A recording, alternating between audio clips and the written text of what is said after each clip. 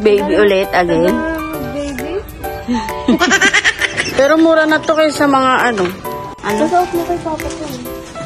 Oh, nandiyan ka na, baby ko. Bulaga. September 2018, nung napunta nga pala kami dito sa Japan at bukas ang panibagong pagsubok namin sa buhay. Pero syempre kasama na rin ng explore at tikman natin at ibang pagkain dito sa Japan. Isama na rin natin pag-aralan ng kanilang kultura, kaya samahan niyo po kami ang buhay sa Japan. This is Irie, this is Shakira, and this is Mami Lita, and this is me, mga Kulits Vlogs. Let's go! Hi guys, mapagpalang araw. Bali Sunday nga pala ito at may pasok tayo, kaya nga pinaubaya ko muna kay Mami Lita ang camera. Bali naggrocery nga sila at nag-window shopping, pero syempre hindi ako kasama. Si Mami Lita muna ang vlogger nyo. Bali Ito Yokado nga ito, isang kilalang grocery shop sa Japan. At ang taas nito ay may kilalang pamilihan din na kung tawagin ay Bukop Bazaar. Located nga pala ito sa Nagareyama, Chiba. Ilalagay ko na lang sa screen yung address nito. Netflix live ka, diba? Korean. Piso lang. Ay, hindi, best pala. Tuto.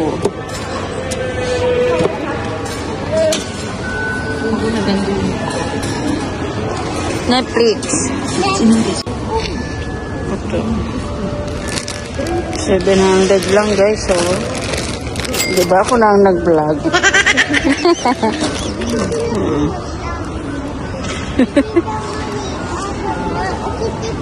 Bali si Yao Ba Anthony nga pala ang kasama nila at nag-drive sa kanila. At bago ko nga pala makalimutan, tinanong ko si Mami Lita sa lahat ng impormasyon na to bago ko ito i-voice over. Bakit na nga sila sa Bukop Bazaar? Hindi porket book guys ay book lang ang tinda. May mga second hand na tinitinda dito at iba pa. Tapos mapapawaw kayo. Wow.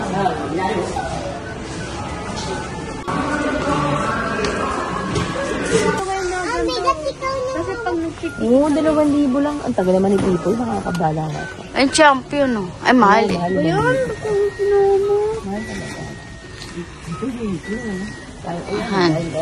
Bigat-bigat eh. Ayan, maganda-ganda yan. Ay, parang maliit. Andyan ah. Pambabae. Ito. Ang bilis. Yung babae. Sige, sorry, naghahanap ako. Baka may Adidas. Nagbibideo pala ako. Guys, so Adidas na oh. 50% off na siya, girl.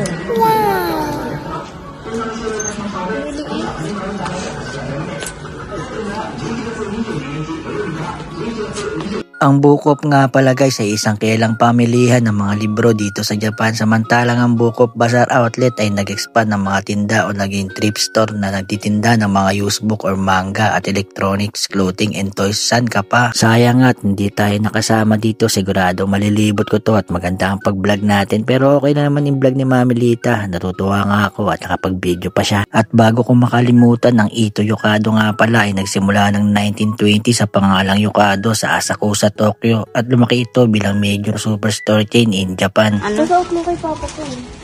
Oh. Yes. Mabasa naman ba ako?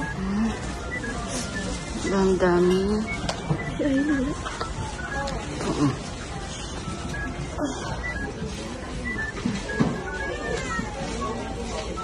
Iwan mo ako eh. Hindi ah. Iwan mo ako. I'm sorry. Ayan. Ito. Dito po. Alin? Hindi ka? Hindi ka rin. Ang daming anik-anik oh. Ano yun siya? Ano to? Puro hakuyin pala yan. Mga anik-anik. Laki. Di ba parang lalaki? Magkano yan, Kira? 550, di ba? Ah, mura na to. 1 to lang. Di ba? Kasi wala yung... Pwede nang pumasok. Kasi na wala yung partner. Ang sabi si ni ate.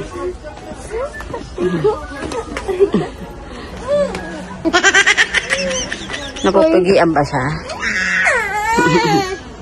Trash mo? Hindi na! Asa si Aichang? Ha? Nasaan na yun? Oh, nandiyan ka na, baby ko. Bulaga. Bala ka dyan, may kukuha sa'yo dyan.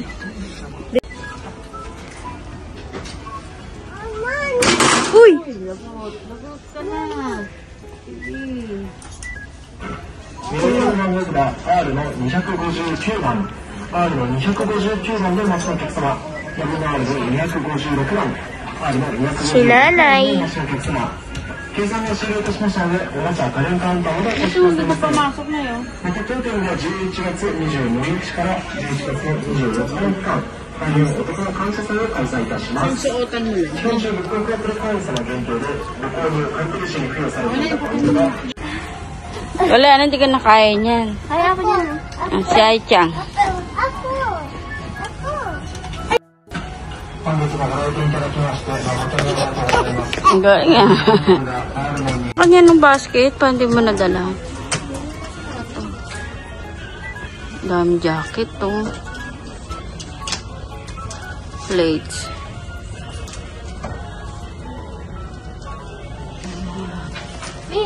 Ganda na bibilin mo. May pag nagka-baby ko. Ganda na bibilin mo. Ano? Pag ano? Ganda na bibilin mo pag Ano? baby ka ulit. Baby ulit again? Baby? Bago pa.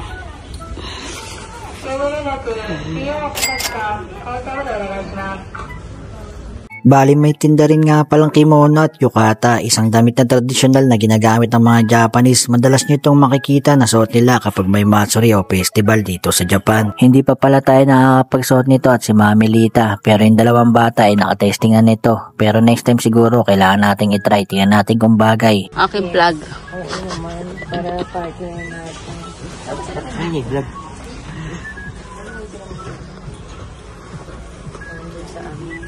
Parehas lang yan. Ano, diba?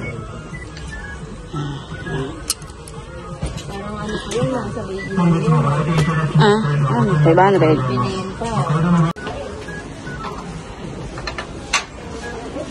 Uso pa pala BTS. Kaya nga binenta na eh.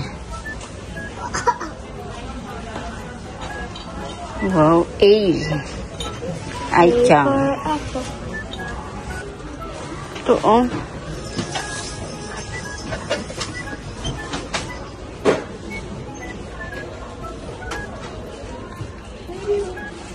Sabi ni Mami Lita ay paminsan-minsan ay nahihiya daw siya magsalita lalo na't pag may tao, kaya pasensya na kayo, voice over ko muna ang pakinggan nyo para naman may ambag ako sa video na ito. Maiba tayo, itong dalawang tindahan na nabanggit ko ay marami ring branch dito sa Japan, kaya kung malayo kayo dito or turista kayo, search nyo lang sa Google, siguradong mayroong malapit sa inyo. Sari-sari ang mabibili dito basta may salapi kayo, panalo, pero kung miro-miro daki, dami. Sayang naman kasi yung punta nyo kung di rin kayo makakabili. At kahit segunda mano naman ito ay good quality pa rin, para na rin kayong bumili ng bago, pero ang hindi lang natin alam baka galing sa namayapa. Yun lang, dun tayo natalo. Ingat-ingat lang din tayo sa pamimili guys. Guys, yan lang yan. Ito mga alak. Red level oh.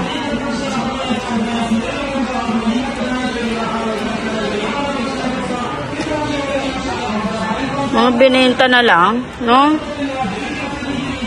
Yan pa ang nakakabilib sa Japan, pati alak, segunda mano na rin. Ano ba yun Chang?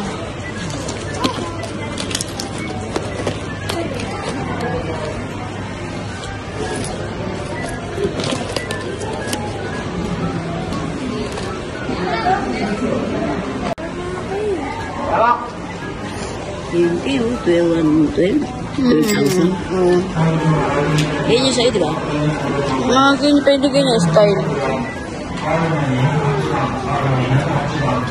Mahal siya. Ito, coach.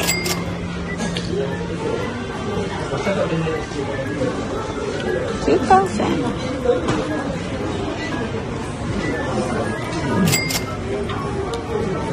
Ito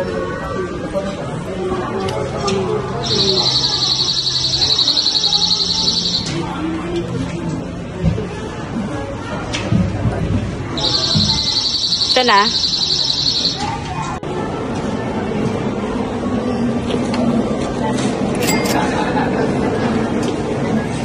Tipik ko. Mahal nga eh. Wala na yan, Dorsi.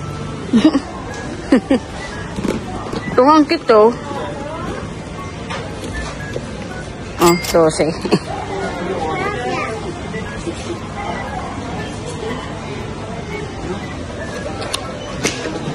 Pero mura na to kaysa mga ano.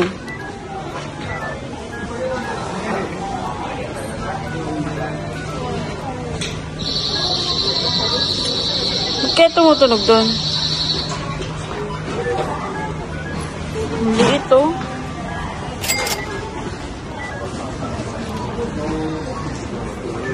Ay, mahal. Bali nakapagbayad na nga pala sila sa mga oras na ito. Nabudol sila ng Book of Bazaar pero okay lang. Mukhang naging masaya naman si Mami Lita at ang mga bata at nakapasal sila.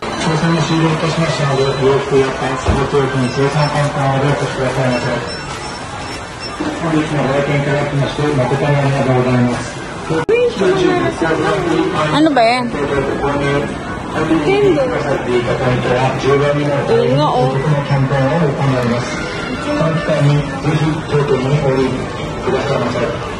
Mataw.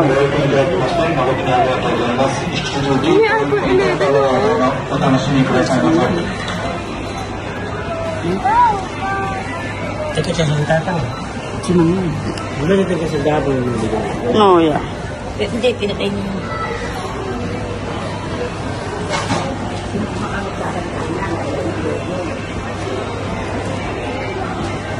Sayang nga guys at hindi talaga tayo nakasama dito. Medyo sablay yung camera ni Mami Lita, medyo malabo. Pero kung digi ay siguro ay napakaganda ng kuha nito. Sige, susunod guys, babalikan natin dito at mag-vlog tayo. Wait, there's more. Bukod nga pala sa mga tindahan ng segunda mano at groceryhan at meron din kainan dito. At siya nga pala guys, bago ko makalimutan, 10 AM nga pala ang bukas nito at hanggang 9 PM lang. Bali, bindilan nga pala ako ni Mami Lita ng jacket dito sa halagang 1,600 yen. Okay na, naganda naman ako. At yung nag-grocery nga pala sila guys ay hindi na rin na-videoan kasi bago dito sila pumunta ay nagpunta sila ng Japan Meat. Na-i-vlog ko na nga pala yung kaya hindi na binidyo ni Mami Lita. Ito nga pala yung labas ng Ito Yokado. Malaki nga pala yung parking space dito. Kaya kahit anytime kayo pumunta sigurado makakapark kayo. Medyo lumalamig at gumagabi na kaya forward lang tayo sa bahay at may tuturo nga sa inyo si Mami Lita sa mga kanyang na family para daw magkasya sa rent. Ang tawag nga pala sa technique na to guys ay tipid space. Imbis na ilagay yung sa styro, ilagay nyo lang sa plastic. Yan, katulad ng ginagawa ni Mami Lita. Yung mga naka-styro, tatanggalin nyo at ilalagay nyo na lang sa supot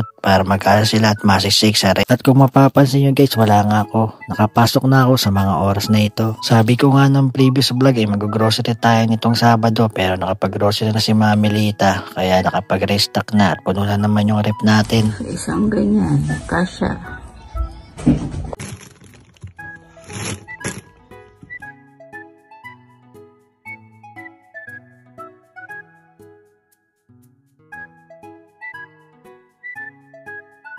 So pagkadating ko nga galing trabaho guys ay sinilip ko yung mga pinagagawa ni Mami Lita. At ayun, full pack nga yung rep natin at malinis at nakaayos na. Buti na lang at nakapamili na nga si Mami Lita para sa Sabado ay makapasyal naman kahit papaano. Puro na lang trabaho, oras naman para banding para sa mga bata. At ang tanong nga pala, abutin kaya to ng isang buwan? Siguro tingin ko mga 2 weeks o 3 weeks ay ubos na to. Kaya nga balak namin sa susunod ni Mami Lita ay bumili ng malaking rep. Kaya nga ito, sa estante na lang din namin nilalagay yung mga snack ng bata. Kaya so paano, hanggang dito na lang muna yung vlog natin at kakain tayo ng luto ni Mami Litang kare-kare. Bye!